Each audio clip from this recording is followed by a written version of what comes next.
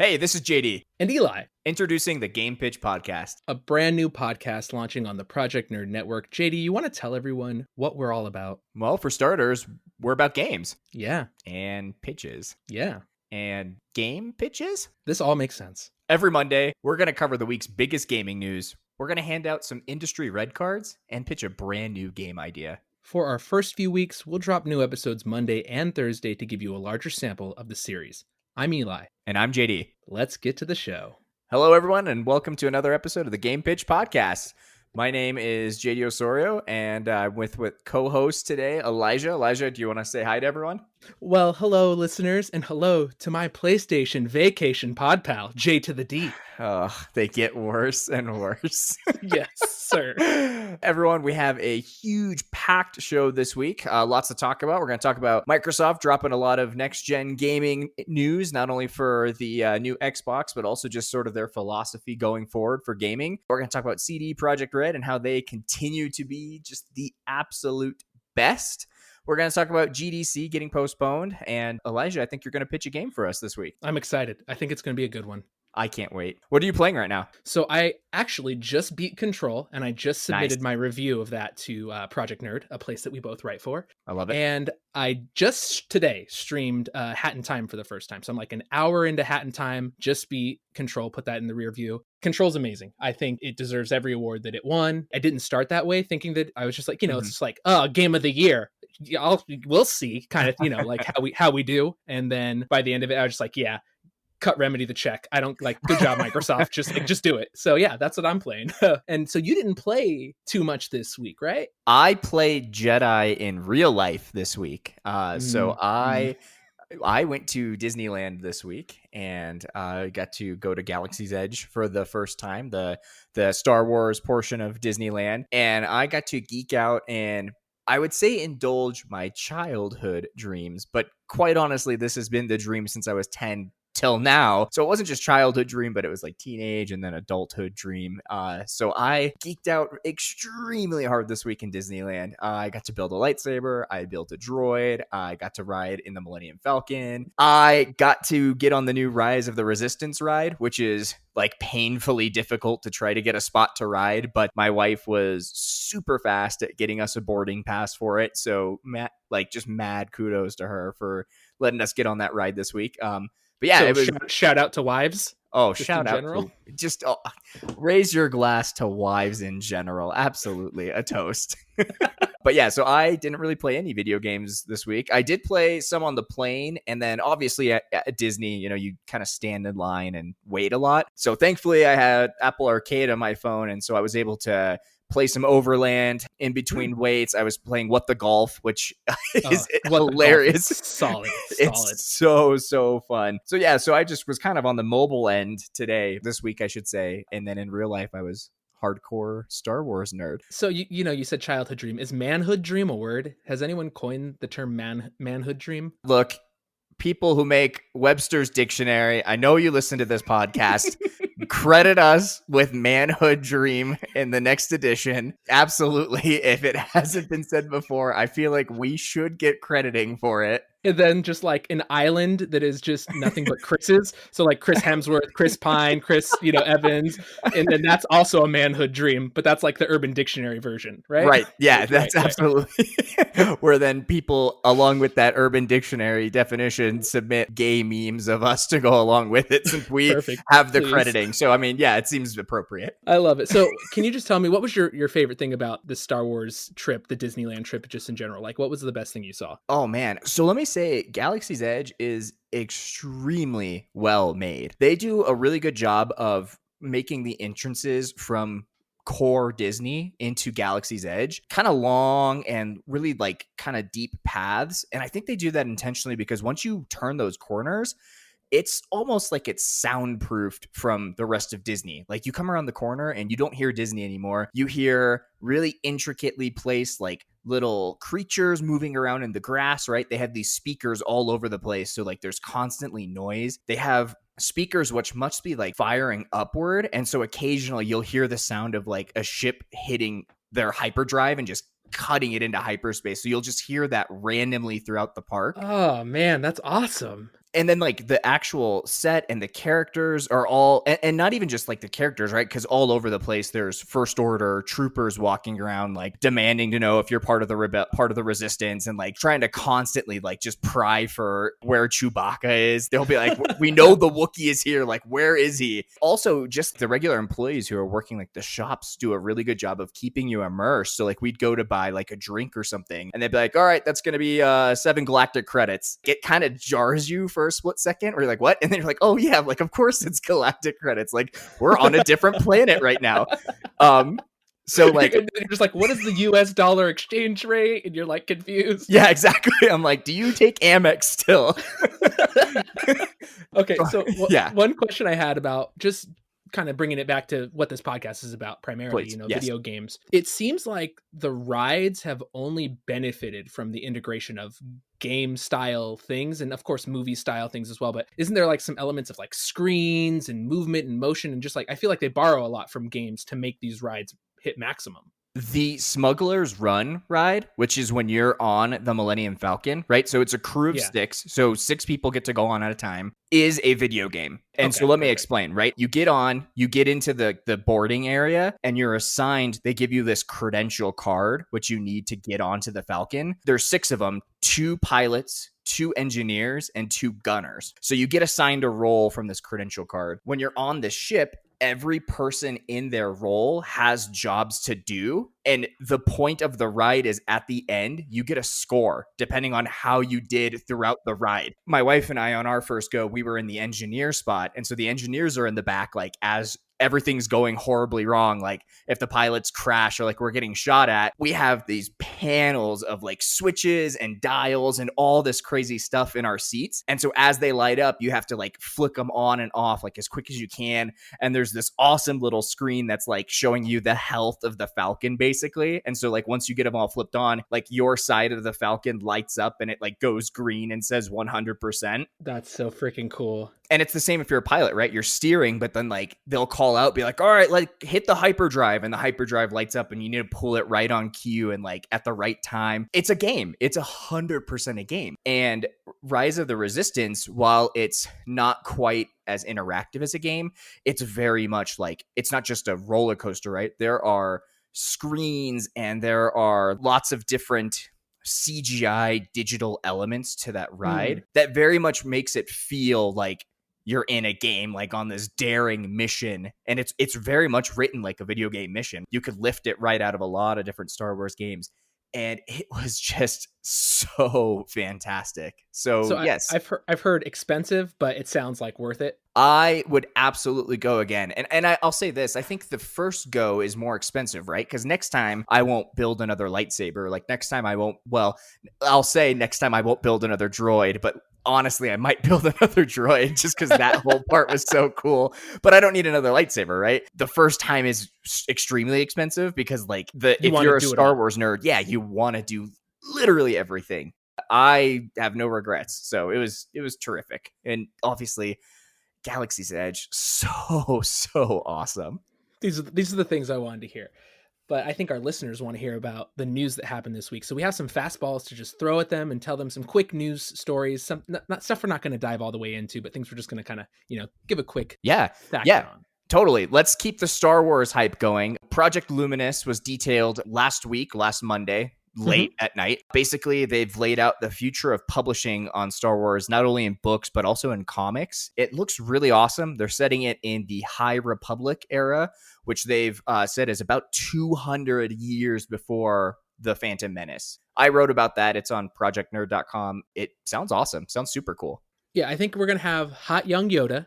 I saw a Wookiee with a lightsaber. So you got me, guys. I'll buy it because this is apparently a Star Wars podcast now. Star Wars Jedi Fallen Order 2. There has been some job postings on Respawn's site that are kind of hinting at the direction of a sequel, possibly. Yeah, and why wouldn't you make one? Why wouldn't you make one? It sold buku copies, and it's amazing. So yes, absolutely, that's an easy one. We're still on the Disney train. Obviously, they're going to control all of our lives one day. Yeah, But it's the Disney inevitable. CEO, Bob Iger, he stepped down effective immediately. He's staying on in a creative role to keep doing some projects through 2021 and be like a creative engine to be like, hey, this is where we should be putting our dollars and money. But he's no longer running the day-to-day operations.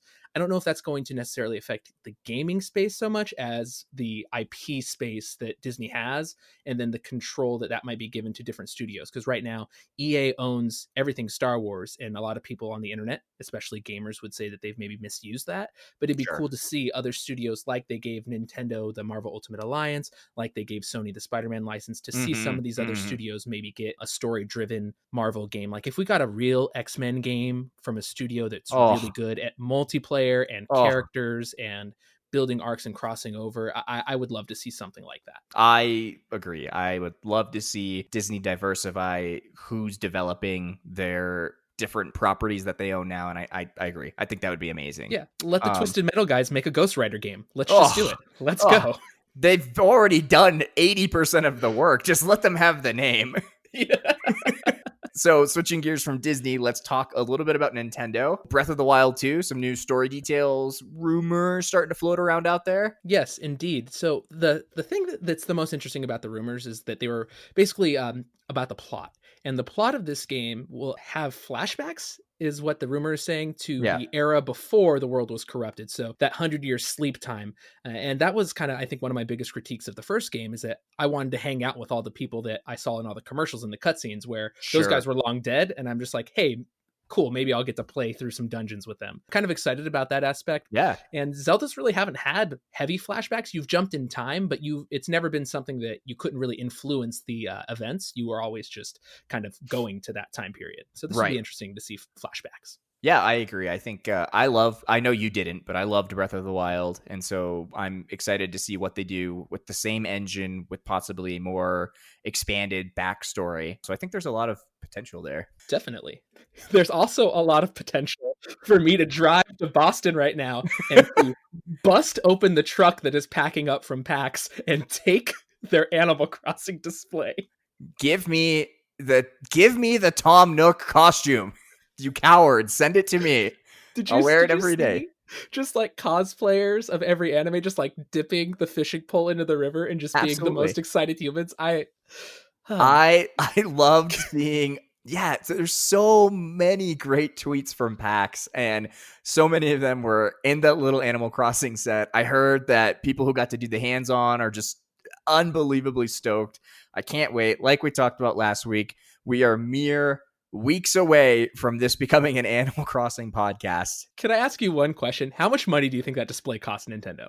Oof, a lot. I mean, It looked so good. they've probably already recouped all of it in just preloading of the game that people have already bought the digital copies on, right? Correct. Yeah, you're And, right. and 100%. then some. And that's not including like the physical consoles, right? Like I know my pre-order hasn't charged yet because it hasn't shipped yet, and I imagine that's true for thousands of these things. Then like I said before on this podcast, I still have to go buy the game after that. They're Yep. doing okay. They're doing fine. So switching gears from Nintendo, one of my favorite indie publishers is Finji. So I mentioned earlier that I was playing Overland on Apple Arcade. Finji published that. A new game that they are going to be publishing that they announced on Twitter a couple days ago is a game called Chicory, A Colorful Tale, which looks gorgeous. Have you seen this? I have not seen Chicory. Tell me.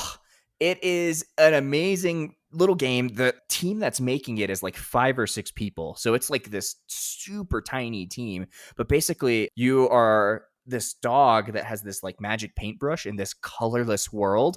And so like your mission is you have to go back through and like fill the world back with color. And so the puzzles kind of come into play with like how you can paint different paths to like accomplish this objective. And there's like creative ways that you have to like figure out how to get around obstacles using this brush to maybe like paint certain things non-conventional ways, or like paint a path that maybe isn't obvious right away. Yeah. Ugh, Okay, so I'm seeing just screenshots right now, yes. and yeah, I'm all the way in, buddy. Oh yeah. Give me Adventure Time mixed with Okami, and I Oh, will give you my money. Dude, Like, I was so happy when the Finji Twitter like put this out that they were doing this. It's just absolutely beautiful, and oh yeah, the platform. Oh yeah, this looks yeah, solid. Is this it's just iOS or like can a baby buy it on Switch? no. I think it's actually going on Steam first. Okay, Yeah, okay. so I don't even think they're making a mobile version yet. I think it's all Steam from what I've seen. All right, Finji, talk to me when this is on Switch, because Oh, then, it then looks like the absolute perfect Switch game. I could not agree more. That's just so exciting for me. Anyway, go so on. something that couldn't be further from colorful, beautiful wonderfulness is dark, drab, post-apocalypticness. The Absolutely. Monster Hunter first posters came out, and I don't know Mia Jovovich, right? Is that her name, Mia? Or I think you have it right. Yeah. okay, it's either way from Resident Evil. I don't. I didn't want her to be another lead for another video game franchise. We did not need that in this universe. The posters, they're fine. They got the sword right. The friggin' dino, whatever. Are you a Yeah. Monster Hunter fan? Because Now, I'm not the me either. I'm not gonna say like I don't like the series because it's obviously very cool, but like I'm not the kind of person that puts a lot of time into it. Honestly, I've played it Yeah, casually yeah, yeah, here or yeah, yeah, yeah. there, but not like, oh my god, like new monster. Like it's not me. So Yeah, the I unfortunately, think sorry. I think the world of Monster Hunter is intriguing, but I don't think the story of Monster Hunter is interesting. Because when I think of Mass Effect, I'm just like, yeah, Saren, give me the first game and condense that story. But when I think of Monster Hunter, and I've played a few of them, it's just I can't I can't point to any. Oh yeah, this is the arc that they got to give me a Monster Hunter. It's just like it's gonna be like part Godzilla. But we've seen. I feel like we've seen this before, so it's not taking an original game story and making a movie out of it. It's just, hey, this is something you've done in movies before, and now we're just going to do it with a Monster Hunter paint job over it, and I don't like that. Yeah, I'm not. I'm not. I'm not too excited. We'll see as time goes on. We can maybe revisit Monster Hunter and we'll see if our opinions change. I'm not throwing any coals into that hype train right now. Me either. What I am hyped for is next gen. I think next gen. I think any new gen in gaming is always exciting. That's just who I am always. One thing that maybe isn't as exciting, maybe it is. I don't know yet. So there's been some interesting like leaks, rumors that the PS5 controller will have like this sort of biofeedback attachment or ability built in where it can look for like perspiration, it can look for heart rate, and I Mm-hmm. assume then that would give developers the ability to maybe change what's happening in game, right? So if you're playing a horror game, it will detect that your heart rate if it's me, it'll detect that your heart rate is through the roof, and like maybe there's going to be an attachment that will see that I'm about to piss myself, and then it's going to do something different in game, right? To like just scare me and like push me over the Well, top. Sounds cool, right? yeah, I think that that's an interesting. And for right now, I think either in competitive esports or in horror games it makes sense. I don't know if Totally. in Mario games it makes sense, but when you talk about horror, if you can essentially summon a jump scare Oh, because your heart is already your heart rate's elevated as you're yeah. turning a corner, and you're kind of the antithesis of making that extra scream happen for you, Right. that's pretty cool. If they, because they can randomly generate dungeons, if they can randomly generate scare moments based Yeah. off of how you are personally feeling about a hallway, because people get scared of different things. When I see like people floating in control, I'm like, no, I don't want any part of that. But when I see mold all over the walls and it's like mold monsters, I'm like, whatever, it's just some gunk, it's a bunch of mucks that got around, like I don't care about that. But Right. it'd be cool for a game to be able to adapt, and the AI to change and scare you in new ways. I think for horror it makes a ton of sense. I agree. I think it's the perfect application of that. I think with any interesting technology like this, there's always that argument, and this will dive in deep, so I don't want to get too into it, but just there's always the argument of that's really sensitive information, which I then assume Mm-hmm. needs a very particular set of privacy attached to it. If that is to fruition, I hope that Sony and developers have a pretty good plan for how to handle such personal information like that. Yeah, That's yeah. that's it. Well, So.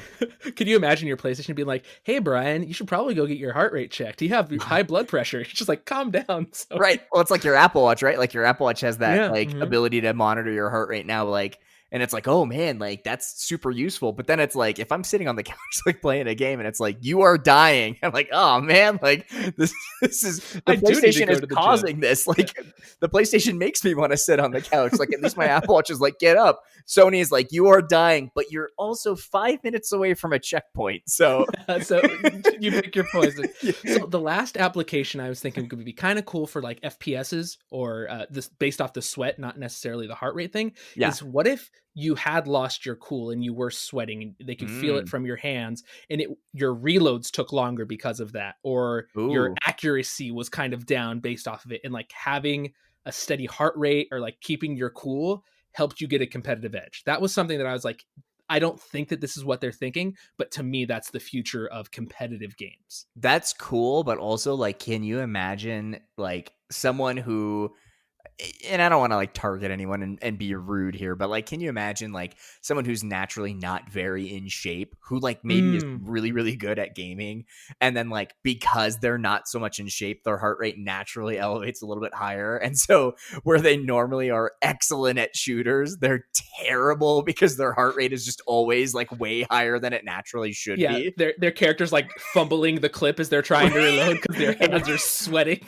Which is then like making this gamer even madder, which is elevating their heart rate even more. So they're just like doing worse. It's this terrible, vicious feedback loop. That's, yeah. I can't wait for the next gen. Look, if your game kills someone out of frustration, let's go. Speaking of frustration, okay. A lot of people on the internet, they really love Final Fantasy VII. Of course. And the hype has been through the roof for this remake. I want to prepare the world that I think people are going to be really disappointed with this, because there's one piece of news that came out that Red 13 is not playable in the first chapter. Right. And I'm already really skeptical on this breaking it into chapters thing. Mm-hmm. And also Final Fantasy VII to me is actually nowhere near the best game that they've made. Agreed. 4 is my like personal favorite. I think 6 is the best one they've ever made. And then 9's really good. And yeah, I love 9. 9's one of my favorites. Yeah. I'm looking at literally at a Vivi on my pinboard right now. Exactly. Vivi's the best. Yes. Vivi's the best. So thank you. The demo is live for Final Fantasy VII Remake. People are super hyped. They're loving it. They're digging in. But I just feel like there's going to be the content will be scant and people will be ragey. Yeah, it's very easy for that to go sideways extremely quick, because you're balancing charging people for a brand new game, right? You're charging full price, $60 more, depending on what edition you get, right? For a game that's over 20 years old, right? Banking on that nostalgia level too, where it's like, you have to get this right because people are like expecting this piece of their childhood or like very young adulthood or whatever, like to live up to a certain expectation. And so it could go wrong really, really quickly. And they're only going to give people not even half of it, a third of it, it would seem. Like this, I've been really upset with Square just from a storytelling standpoint because of Kingdom Hearts 3 and Final Fantasy 15, where the games work and the mechanics work, but the stories are just absolute dumpster fires. So I've been actually opposed to supporting Square Enix. Like, I've been speaking with my dollars. I didn't buy the DLC for Kingdom Hearts 3 because of how upset I've been with them. And I'm just like, no, if you guys aren't going to respect story, which is my favorite thing in games, I'm just not going to give you my money. So, that's fair. That's what you have to do. I think that's the best way to do it. And I don't, it's not going to ultimately hurt their bottom line, but at least for me, I know I'm speaking my truth. Yeah. No, hey, that's important. No, that's not dumb. I think that's good. I think that's important to do. Like, and then you can look back and just be like, hey, look, like I knew what was important to me. And like, it's good to have those values and hold them up. So I agree fully. Apparently, just like last week where we ended the scouting report fastballs on a Pokemon themed fastball, the notes for this week, it's another Pokemon themed fastball to wrap it up. And again, I have no idea what it is because all it says is can't catch Mewtwo. So you can't do it. You can't. He's one of the Gigamax raids now. They loaded in the freaking starters from Gen 1 and then Mewtwo, but you can't catch Mewtwo. You can fight him, but you can't catch him. He's uncatchable. Like 100% confirmed uncatchable, or like for now, or you cannot catch him. Maybe both, JD. Maybe like both. Have you looked online to make sure? Yes. No, yeah, the internet's bad. Like, because you can't, like, as of the last time that I looked, Mewtwo was uncatchable in the Gigamax raids. You could just get the benefits and bonuses, but you couldn't actually physically catch him. See, that's disappointing then. Yeah, okay. I mean, I get it, I guess. He's they'll unlock it later to bring people back in once numbers drop down, I'm sure. Man, I really need to Yeah. get I need to get back into Pokemon again. I've been playing it here or there, but now that all the starters are Gigamax, I need to go play it again. Big old chunky boys. I need those chunky boys.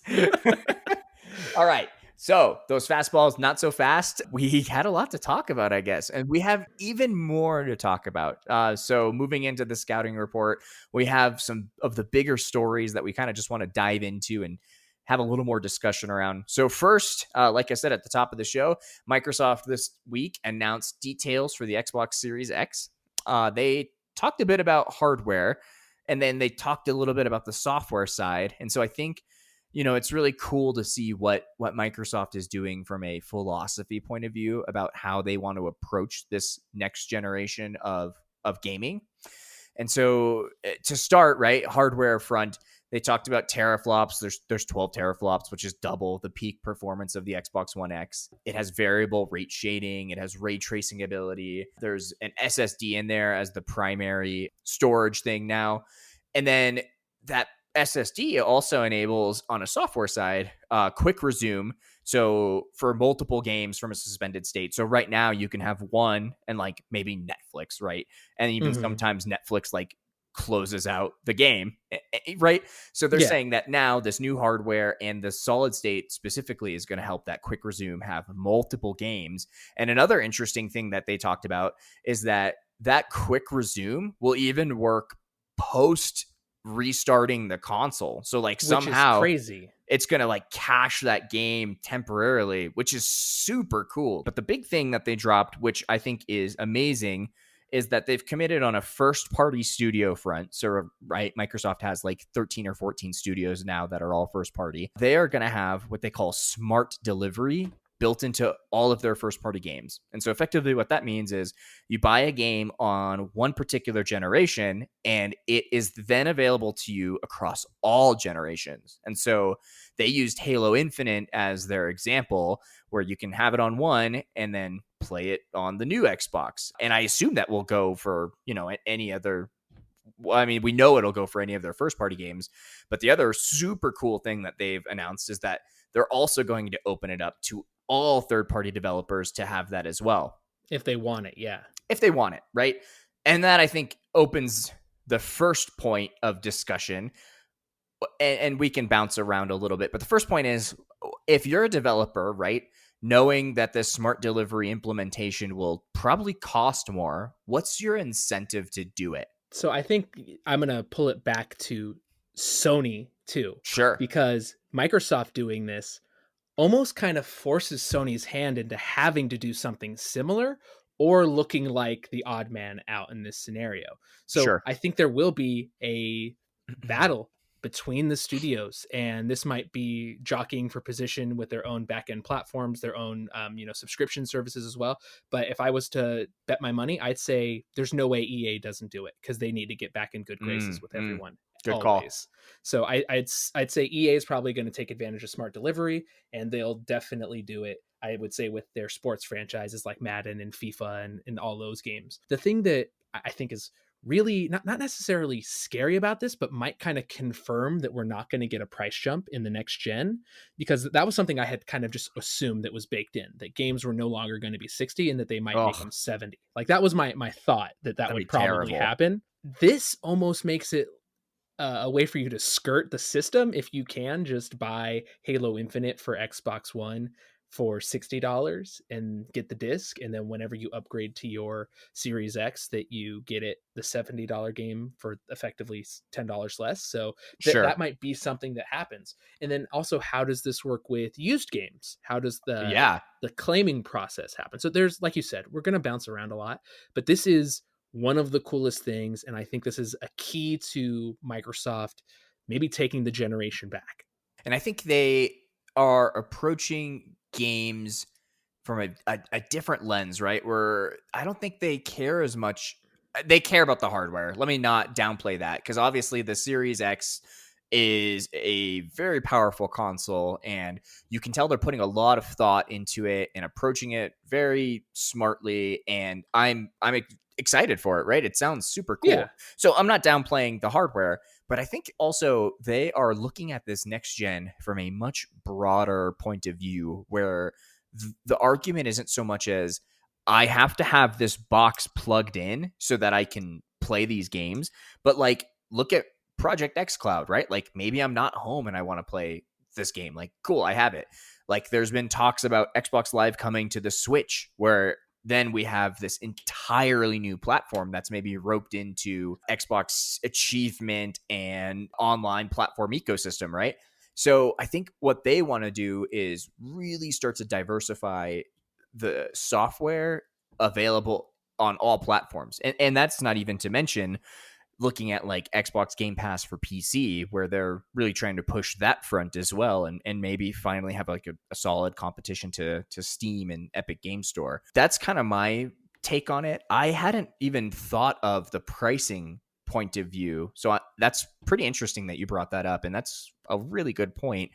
I can't fathom a world where I have to pay more than $60 for a game, because I feel like it's increasingly gone up. And that's not to say that the quality, it's not that it's not deserving to those developers to get paid, right? Because I absolutely want that. I'm all for a good work-life balance for devs where they're getting paid fairly, they're not in crunch. And I Mm-hmm. think, a premium on a game maybe helps to get to that point. But like also in my head, I'm like, gosh, can you imagine like paying $69.99 for like a game? Like when I think about when I was a kid and it was like $19.99 to get a copy of a game. And I was like, oh, can you imagine like Yeah. $20? That's interesting. If it was priced like that, it would be kind of cool to keep it locked in at that 60 for the next generation. That would be pretty awesome. I hope that's not the case, that the prices don't rise, but I could see that happening. For instance, Sure. like I would have paid $80 for The Last of Us. Like it's Mm, just that mm. much better than everything else. So it's that one thing where just like I got this game for $60, and it's like you could also buy Prototype 2 for $60. Like how is this even a thing? Oh, that's terrible and accurate. You know what also is terrible? Tell me what's terrible. The virus that is ravaging these gaming streets. Oh, the COVID-19, the coronavirus. Hmm. It's bad. It Yeah, well, and it's really affecting even show. I wonder if PAX they'll probably not release, the back end stuff, but I wonder how much their attendance was down based off of this, and conventions at large the rest of this year. Is everyone going to see a 10% drop, 6% drop, 8% drop? There's just so much happening right now in the gaming space, and a lot of it is really sad, and a lot of it is tied up in GDC, which has been kind of. I know this is kind of more personal for you because you were planning to go. I had been monitoring it pretty close, right? And so up until a couple weeks ago, it was all systems go, and then we started to see some big names cancel, right? So Facebook and slash Oculus, they said, hey, we're not going to come. Like it's too risky. We don't want to risk our employees. So it's like, okay, for me, and I'll say this all from a personal point of view, like from someone who wanted to go and network with a bunch of companies and like try to get my foot more in the door. Facebook, Oculus, sure, like sad, but not kind of critical to where I was going. And then Sony pulled out, and that kind of, like that one hurt. And then Kojima, they all pulled out, and they had a talk for Death Stranding scheduled, which sounded amazing. And so that one, like that's a bummer. But I look at the list of attendance. I looked at my schedule for talks that I was going to. I'm like, okay, cool. Like this is still worth it for me. Like the hotel's paid, the flights are paid, like everything's set up. Like I've got the badge. I'm gonna go still, right? And then you fast forward, and EA cancels all their talks, and they state like, hey, we are urging all of our employees to not go to GDC. And so then like half of my schedule is wiped out. And then very quickly after that, Amazon and Microsoft, they pull out. And once Microsoft pulled out, I think the general consensus on Twitter was, when is this thing canceled? Like it is Yeah. legitimately no longer GDC when the whole primary show floor is not going, right? Yeah, yeah. How can it be, yeah, what it's supposed to be without those names? Right. And so like a developer had actually like gotten a map of the show floor, like he pulled it from the app and highlighted in red, like, hey, here's the companies that aren't going anymore, like just to fully like give you a visual on how empty this thing is going to be. And Mhm. it was like 80% of the show floor was just gone within like 2.5 weeks. Like they just weren't going to Wow. be there. And I think very quickly after that is when they had announced like, hey, we're gonna postpone. And so I think that's my first thing we can talk about is they said we're gonna postpone until the summer and look at doing a summer thing. And I think we are just at the beginning of this whole coronavirus deal, right? Like a couple confirmed cases here or there in the US. I can't imagine by summer that we're in a super steady spot where a conference like that can just show up again. Well, it's the same because E3 is going to have this exact same problem, and they've already had people pulling out for like different political reasons. And I don't mean like political, like running for president. I mean that like Sony doesn't feel like they need the show. The show's been pivoting to be more of a instead of a show for the press or it's more for the consumers now, and they've been Mhm. trying to monetize Right. EA or not EA, sorry, E3, and that's been kind of a battle behind the scenes and in front of the scenes that we've seen. And me having so much convention background, I see them trying to capitalize and make the money and charge $1,000 for tickets and things like Oh, that. So I know. it's one of those weird things where like San Diego Comic Con is so big, and that I think everyone needs to like follow the lead of what that convention does. So if you see SDCC canceling things or limiting their weekend or even having some blowback or people pulling out, I think that that's when this problem becomes real. But right now for the gaming industry, GDCs and E3 are the biggest things we have in America. Gamescom, Yeah. it's in Europe, and we might see the same kind of fallout with a lot of these other conventions and shows. Yeah, and it's interesting. The ESA, the company that organizes E3, I think a day or two ago, they've been getting asked for comment a lot since GDC canceled, and I think they have kind of been saying like, hey, we're going to monitor, and then a couple days ago they're like, yeah, we're full steam ahead, and it's like, can you really say you're full steam ahead when it's like 2 days into March and we still And the have yeah, the public doesn't know we right? don't know what it's going to be like. Yeah, we can't accurately say how it's going to look in a couple months in June. And I think like you talk about the human side of it on our end, but like also for the global like gaming economy, I think we're seeing tons of manufacturing slow down or shut down completely in China, right? Hmm. So like even Nintendo has said Switch manufacturing has been impacted from a just a global standpoint. I think like lots of Chinese companies have been stepping up and doing a lot more, not only in just game development, but in like the esports space. And so we're seeing like major esports tournaments that are international being canceled. And I Hmm. think this is going to have a much broader impact on the economy of global gaming as a whole. Maybe not necessarily like games sell through, but maybe, right? It's hard to say. We just don't know enough yet. Well, I think more than ever, the pre-orders are going to be really important. And it's kind of sad to think of it in this way because the saddest thing that's happening is people are losing their lives. Like Yeah. that's the worst part that's happening with this. But one of the other things that's happening with this, just in general, is that you're seeing there's probably going to be shortages during the holiday season, and this actually Sure. might help GameStop because more people might pre-order the systems Mm, because they're worried that they can't get it. So you might like interesting. see an influx or something, a holiday season that saves GameStop, whereas it's really hard for Nintendo and Microsoft and Sony to meet the demand because they could have made so much more money. Something like this can affect the bottom lines for so many different companies that we could Right. see certain companies shuttered. We could see creative projects that we could have got not happen anymore because of the bottom lines and people not being able to meet those sales targets for this year because of the virus. Yeah, no, I agree. I think we're just gonna have to kind of wait and see what how it evolves. And you and I are both here in the United States, and so I think we're gonna have to see what happens to the response here in our country and how they tackle that over the next couple of weeks, because I think that'll be critical to seeing how quickly and hopefully not, but potentially deadly this all spreads. So Yeah, and it's affecting every business too. Netflix, everything. they had to delay a The Rock movie that they were supposed Oh, to be shooting. Like we're come on, virus, The Rock, you're gonna go after The Rock. We got it this is too much. too much. It's gone too far now. All right. Yeah. So I think our last deep dive story for this week is about Roblox. Do you know anything about Roblox? I know a little bit about Roblox. Okay, so it's essentially it's kind of Minecraft, it's kind of Right, Legos. It's really popular with streamers and right, on YouTube. right. This franchise is now worth the exact amount of money that Disney paid for Lucasfilm back in 2012. Roblox is worth $4 billion, JD. I mean, good for those guys. I mean, that's absolutely wild. Can you fathom that? Like, that It is a it has a staggering amount of I money. know, I know. It has Oh, 115 million players.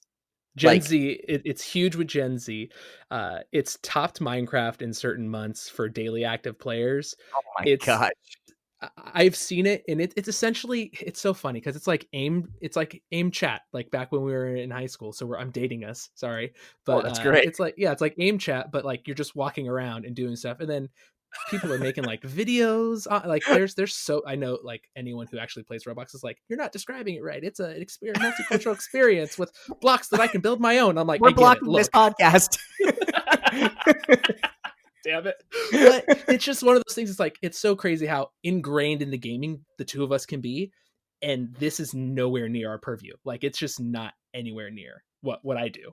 It's no, absolutely. It's not at all in my sphere, and that's not to knock it. Like, obviously they're doing something incredibly right. Like you just said, their player counts are through the roof. They just did a Series G funding round and they got 150 million more dollars. And so, I mean, clearly something is absolutely going right over on the Roblox world, and we're just not keyed into it, I guess. That's a lot of money. That's crazy. I'm just sad about it. That's all I am. I'm just sad. It looks like crap. Have you seen like watch I've seen. gameplay Oh and you're no, just yeah, like cool because I've it looks seen. like garbage. I've seen Roblox memes before that made me laugh. And so if those memes are somehow calculated into the value of this game, then I actually think it's well worth the money. But I see I've lost an ally in this battle. Let's move the hell on, JD. all right. Well, I think that is it this week for our scouting report. That's all the Yeah. big news that we want to talk about, which brings us to our game pitch. And so this week you are pitching us a game, Eli. So I'll let you take it away. Yeah, so I wanted to pitch you a game. It's if I had the keys to Nintendo, this would essentially just be a Zelda game, and in the style of Twilight Princess and Ocarina of Time. There's kind of an open world, and it's a game where you run around the world, discover dungeons, beat them. I've Okay. never seen a game do this, and maybe I'm ignorant and I don't know of a game that does this. But the entire concept of the game would be based around time. So the order that you do the dungeons in a very Mega Man way would be open from the get go. You start at your center kingdom and you can go one of 8 directions. The choices that you make kind of affect the game. So let's say there's this Mount Doom and there's a dragon in it. But if you decide to tackle that as the 6th dungeon, that dragon's going to be bigger. If you do it as the 1st dungeon, that dragon's a little baby. You can knock him the crap out. Okay. But so this is the same concept across the game. So if you go to the jungle or the forest temple, there will be more overgrowth because you've taken longer to get there to stop the forest spirits. So it's harder to battle that temple. If you go to maybe the sand temple last, it's completely filled up with sand. You can't even get the item or do that temple. So having not necessarily everything on a timer like Majora's Mask, but basically once you actually beat the dungeon, the rest of the dungeons in the world hit their next level of time. So the growth hits level 2 in the forest temple after you've beaten the first dungeon, and the bosses Interesting. get a little bit extra health, they get more powers. Let's say you've knocked out 2 of the dungeons so far, so each boss for the rest of the world hits phase 2, so their health doubles, they get Sure. access to a new attack, stuff like that. But I've always had this idea in my head that it'd be so cool that like if you went to the sand temple and the sand had filled the temple, and it filled it enough so that you could get to a pillar or a platform you couldn't before. And Yeah. I've been just obsessed with that idea, or that the overgrowth of the forest temple, the vines grew and you could get to a new area based off the order that you choose to tackle these dungeons.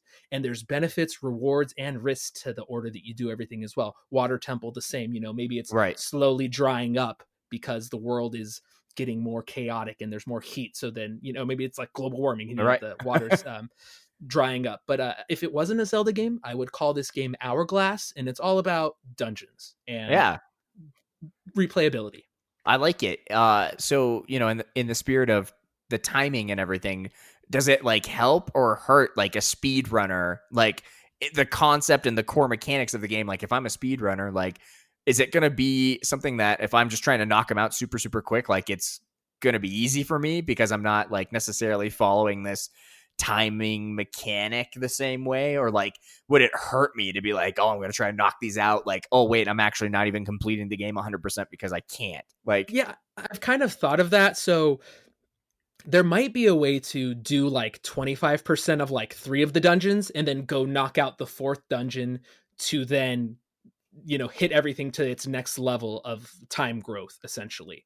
Okay. That might be a Yeah. mechanic that would be in the game, but you're right. It would be kind of hard for a speedrunner. And I think the way that you would kind of stop them from taking advantage of the system is that like once they grab the item from that dungeon or defeat the boss from that dungeon, that's what triggers every other Mm, dungeon to hit its next level of growth or its next phase of story, essentially. So like basically like, once one of the dungeons is taken off the map, it's like a ripple effect that affects all the other dungeons, and something happens to those. They grow, they diminish, they sure. maybe even get sealed off. Or that dragon boss, like I said, he hits the next level and he goes from like full baby Drogon to like full like destroying King's Landing Drogon. Okay, I like it. I like Yeah, it, that's though. hourglass. Don't ever underestimate speedrunners. People are speed running Ring Fit Adventure on the Switch. So I mean, Are you anything. serious? Oh yeah, absolutely. So don't underestimate them. Like there's the potential there. They can do it. So Wow, I didn't know that. I like it though. I like that. Thank you. That's a good pitch. I definitely like the concept a lot because it's dungeon puzzlers. Who doesn't like that? That's amazing. So Yeah.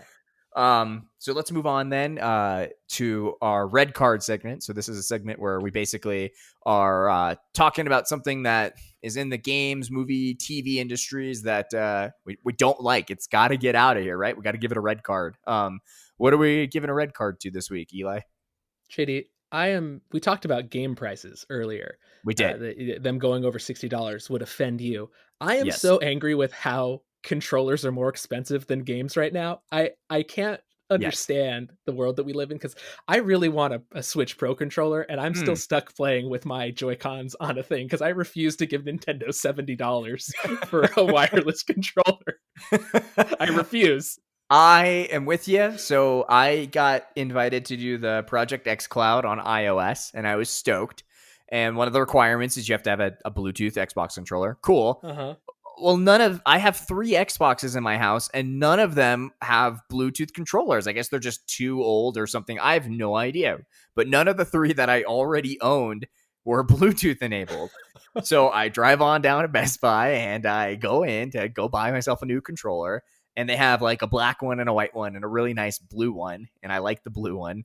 And it's $65 for this Xbox controller So that I offensive. have multiples of in my house that just don't have the correct technology. So yeah, I'm with you. On my Switch, I'm using my Joy-Cons. I now have an extra Xbox controller for this Project X Cloud that I keep in my backpack.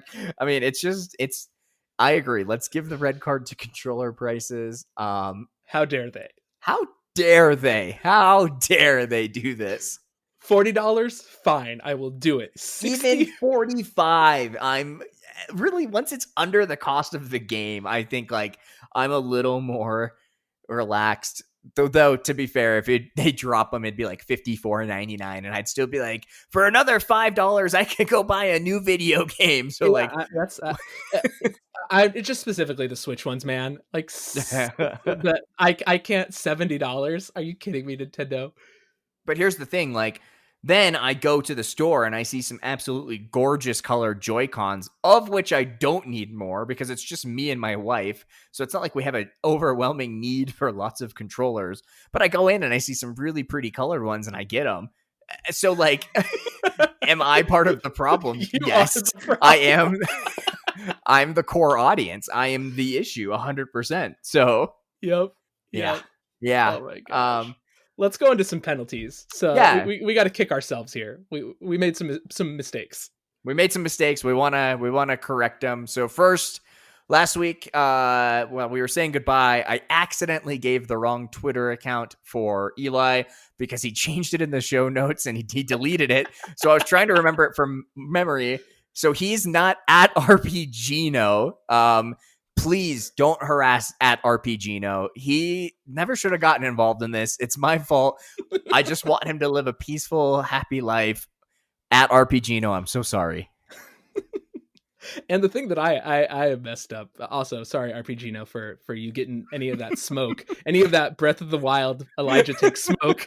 But actually in our first episode, we talked about Mario and Sonic at the Olympic Games. We were concerned that Mario was absent from the Sonic titles. And what I realized is that Sonic at the Tokyo 2020 Games for every other console is just Sonic. And then on the Switch, it's Mario and Sonic. So I had not seen that. I was just seeing covers and just the gameplay for just the Sonic version. But on the Switch, it is Mario and Sonic at the Olympic Games still. So it's still the full cast. So he did qualify. That's good. I'm just, after your last comment, I'm just imagining this poor at RPGino just getting hate bombed with people that are like, fuck you, Breath of the Wild was a masterpiece. And he's just like, what did I do? Like, he's just freaking out on his Twitter account. So again, RPGino, from everyone here at the Game Pitch podcast, our absolute sincerest apologies. And thank you for taking really that heat. Thank you so much. All right. Thanks, everyone. That's the end of our show. There's a ton of ways to get in touch with us on Twitter at GamePitchPod, at J to the D, at Mario RPGino, on Instagram at J to the D, at @thatguy_Eli. You can email us at gamepitchpodcast@gmail.com. We will be with you in the force always.